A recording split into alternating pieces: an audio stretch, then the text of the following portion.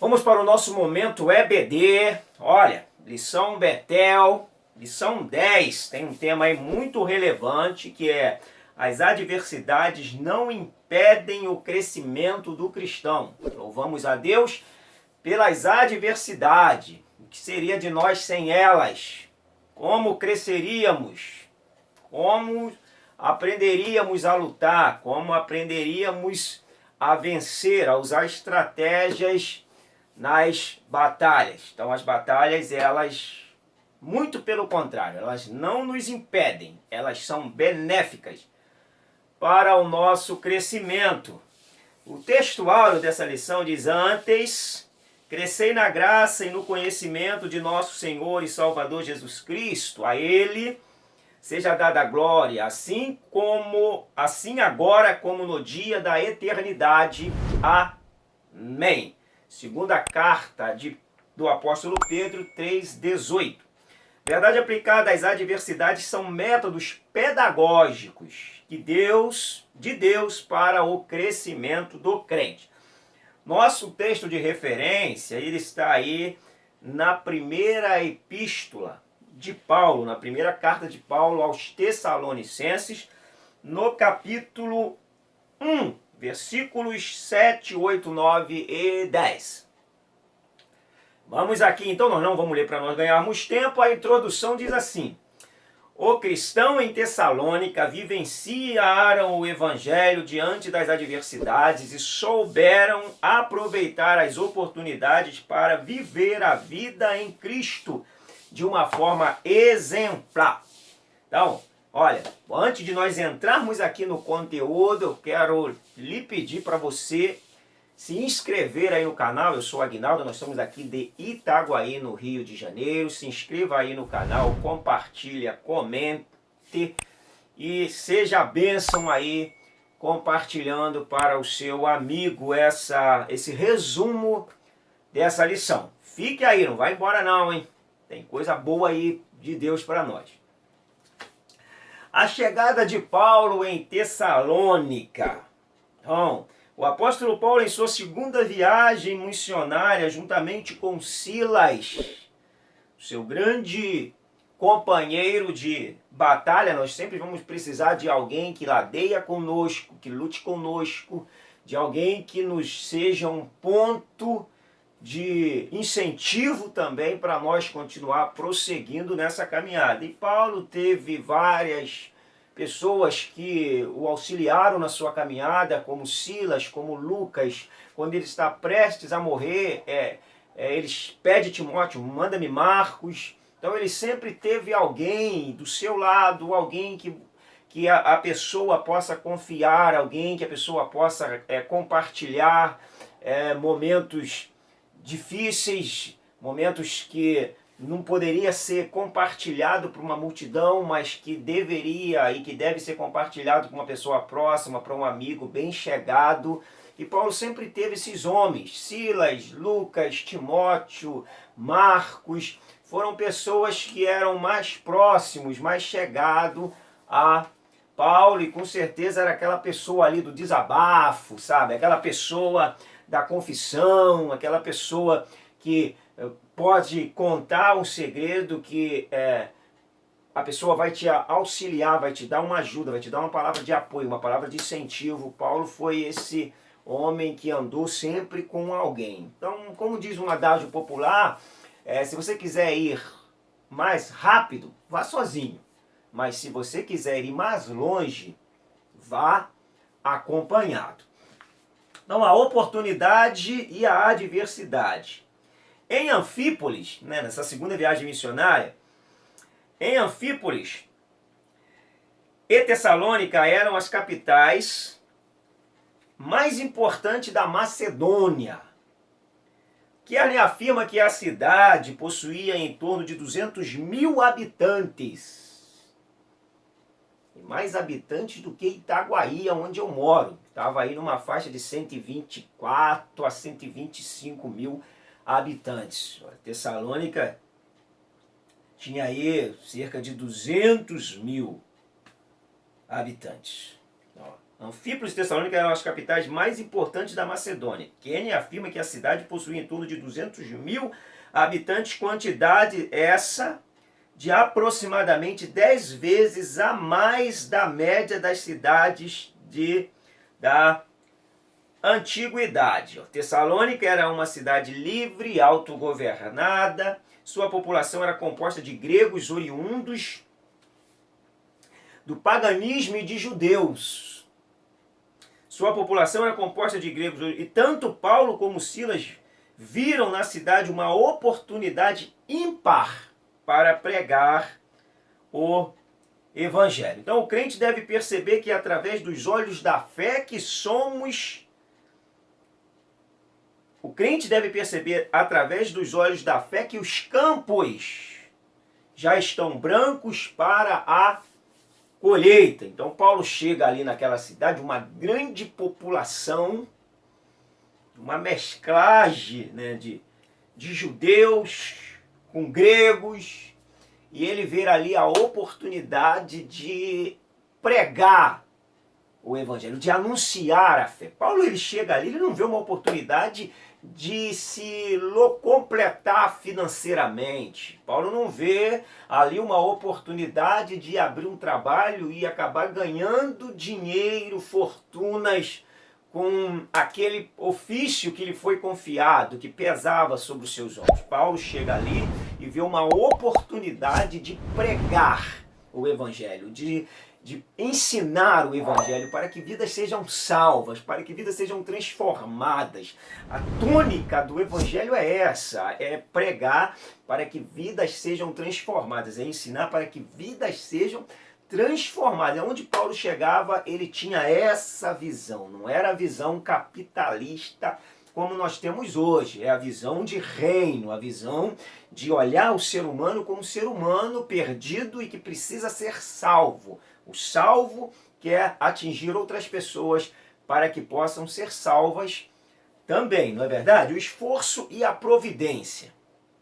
No relato lucano de Atos, né, que Lucas narra o livro de Atos, escreve Atos, Paulo prega a palavra por aproximadamente 3 sábados consecutivos. No entanto, Paulo afirma que teve que trabalhar para se manter, que é o contrário da igreja lá de Filipos, da lição anterior, que foi uma igreja extremamente generosa com o apóstolo, que ajudou o apóstolo no que ele precisou, enviando ofertas. É a diferença de uma para outra. Que seja, apesar do relato de ser bastante sintético, é bem provável que ele tenha ficado na cidade por mais de um mês pregando o evangelho aos convertidos. O assunto aqui, ele vai dizer novamente, que o Paulo, Filipenses capítulo 4, versículo 15, Paulo estava em pleno campo missionário, mas mesmo assim trabalhou para se manter e não ser pesado aos irmãos. Daí nós temos a visão do apóstolo. A visão do apóstolo é completamente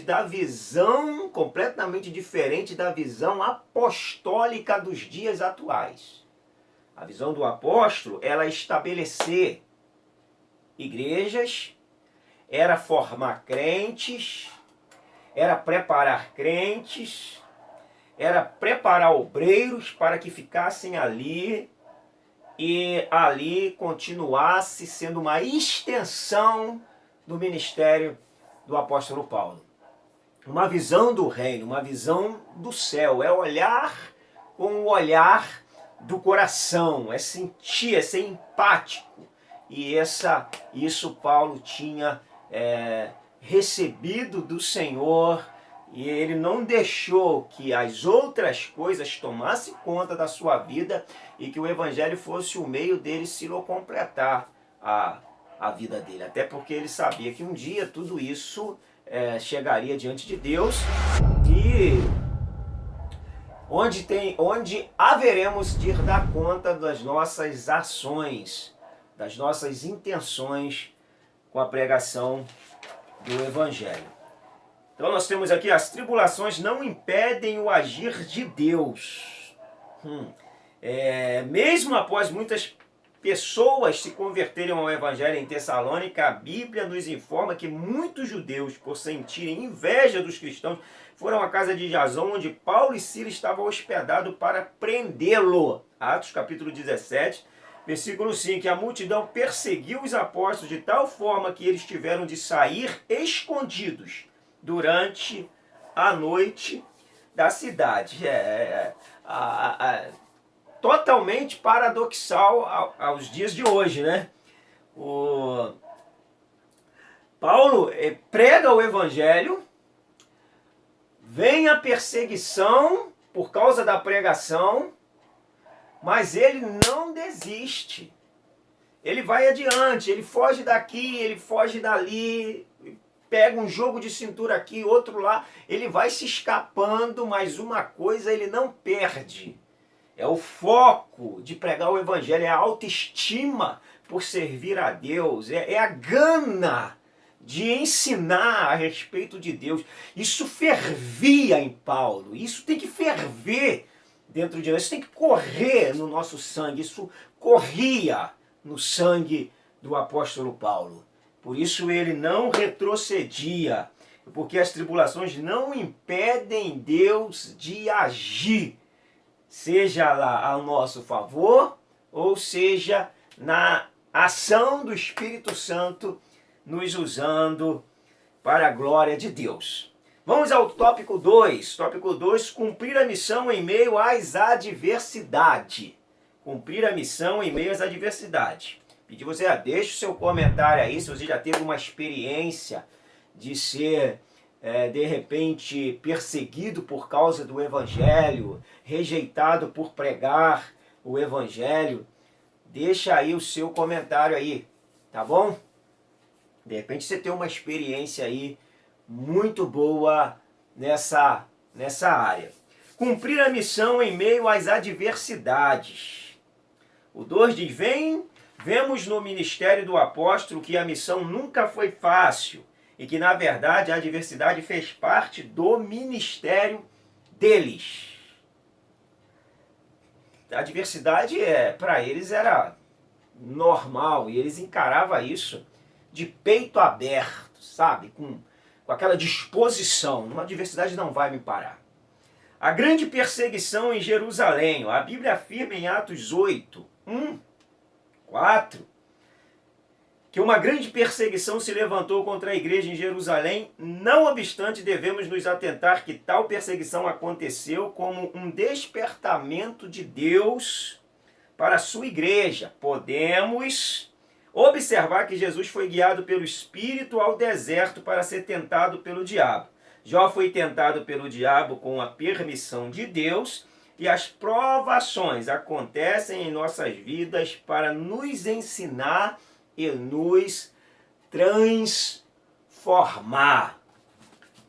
Deixa eu ler um texto aqui. Mateus, Sermão do Monte. Sermão do Monte. Mateus capítulo 5, versículo 12. Diz assim: regozijai-vos e exultai, porque é grande o vosso galardão nos céus, pois assim perseguiram aos profetas que vieram antes de vós. Deixa eu ler o 11 para a gente pegar um contexto. Bem-aventurados sois quando por minha causa vos injuriarem e vos perseguirem e mentindo disserem todo mal contra vós. Regozijai-vos e exultai, porque é grande o vosso galardão nos céus, pois assim perseguiram aos profetas que viveram antes de vós. É isso aqui, alegria, exultação. Talvez a gente não consegue compreender a dimensão de se cumprir dessa palavra, do cumprir dessa palavra na nossa vida, porque às vezes nós, apesar de estarmos na igreja envolvido com a mesma, estamos um pouco distante de Deus e desse evangelho que olham os homens e que percebe que os homens precisam encontrar Deus. Talvez o que nos distancia de texto como esses é o nosso distanciamento de Deus. E aí nós precisamos, Espírito Santo, compreender essa dinâmica desse evangelho. Vamos lá. Os Tessalonicenses, exemplo de fidelidade. Subtópico 2. Paulo afirma em Tessalonicenses 1, 4, 7 que os Tessalonicenses se tornaram exemplo para os irmãos tanto da Macedônia quanto na Acaia. E eles se tornaram dignos de serem imitados, pois apesar dos sofrimentos, eles receberam a palavra com alegria e se tornaram imitadores do apóstolo, assim como ele era do Senhor. Olha que satisfação para Paulo. Prega o evangelho e os crentes de Tessalônicas, os tessalonicenses, eles receberam a palavra com alegria. A unção na vida de Paulo era o diferenciador da sua mensagem. Uma mensagem ungida, sem teatro, sem invenções, regada pela oração, pela busca a Deus. Ela cai no peito do pecador, vamos dizer assim, como uma pressão que faz ele pensar e rever os seus conceitos. Eles receberam a palavra de bom grado e se tornaram imitadores do apóstolo Paulo. Que coisa linda. O 2,3 diz, fé operante, amor operante e esperança paciente. Ainda ao falar aos Tessalonicenses, Paulo evidencia 3 qualidades daquela igreja. Que coisa linda, né? Filipenses 1,3, a fé que gera obras, obra da vossa fé. A fé é fidelidade e atitude, assim como a fé, o amor de Deus. Então, obra, fé, amor. Uma igreja operante, uma igreja paciente, uma igreja que, apesar de ter algumas dificuldades de entender um pouco a teologia paulina, mas foi uma igreja que recebeu de bom grado. Eu falo um pouco de dificuldade de receber a teologia paulina, de entender, porque eles têm um pouquinho de dificuldade de entender a visão escatológica quando Paulo escreve ali a segunda carta aos Tessalonicenses. Então eles acabam abandonando os seus serviços, aí Paulo tem que vir com uma palavra mais dura, então quem não trabalha também não come, mas eles tinham boa aceitação, era um bom terreno, era um solo fértil para que a palavra caísse, que a semente da palavra caísse e produzisse bons frutos. Vamos para o 3, diz adversidade, crescimento e fidelidade. Adversidade. O filósofo Nietzsche, um filósofo alemão, se não me falha a memória, século XIX, ele disse que o que não nos causa a morte nos torna mais forte. E é verdade, o que não te causar a morte vai te tornar uma pessoa mais forte. Então, adversidade, crescimento e fidelidade. Mesmo em meio às adversidades, Deus apresenta sua fidelidade para com os seus e dá o crescimento na hora oportuna. Consciência de que a palavra é de Deus. Em Tessalonicenses 2,13 existe uma tensão entre a palavra humana e a palavra de Deus. O apóstolo Paulo afirma que a palavra pregada por ele e aceita pelos tessalonicenses não era meramente humana, e sim palavra de Deus. Vamos falar mais da palavra de Deus? Professor, você vai estar ensinando aí domingo pela manhã. Fala mais da palavra de Deus. Fala menos de você. Dá menos testemunho da sua vida. Conta menos história para o povo. Conta menos testemunhos. Fala da palavra, ensina a palavra, prega a palavra, se encha da palavra, se encharca da palavra, pratique a palavra, viva a palavra, estude a palavra, medite na palavra, ensine tão somente a palavra. Menos filosofia, mais Bíblia, mais palavra de Deus.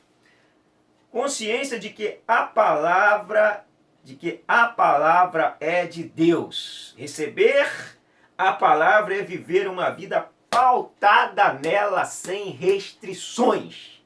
Oh, glória a Deus. Isso é receber a palavra de bom grado, de boa aceitação, feliz da vida e curtir e viver essa vida com Deus, tendo uma liberdade em Cristo Jesus. 2,3 diz, é preciso desejar buscar a vontade de Deus. É preciso desejar buscar a vontade de Deus. O apóstolo Pedro faz uma comparação entre o crente com o recém-nascido. E ele conclama que o fiel deve desejar ardentemente o leite espiritual. O termo já utilizado por Paulo em 1 Coríntios 2,3 e em Hebreus 5,13. O leite, que é alimento basilar daquele que acabou de nascer, aqui é comparado com a palavra de Deus. E Pedro vai falar assim, ó, desejai ardentemente. Olha que tônica. Desejai ardentemente, como criança recém-nascido, o genuíno leite espiritual, para que por ele vá descrescendo. Aí tem uma outra versão, acho que não sei se é a RC, o leite não falsificado. Porque se tem o genuíno é porque tem o falsificado. Muito leite falsificado está sendo oferecido por aí, cuidado. Muito leite falsificado está sendo entregue as pessoas para que elas se alimentem. Cuidado! Ó, prove as palavras. Como o ouvido prova, como a língua prova a comida, o ouvido prova a palavra. Está lá em Jó, vamos ler.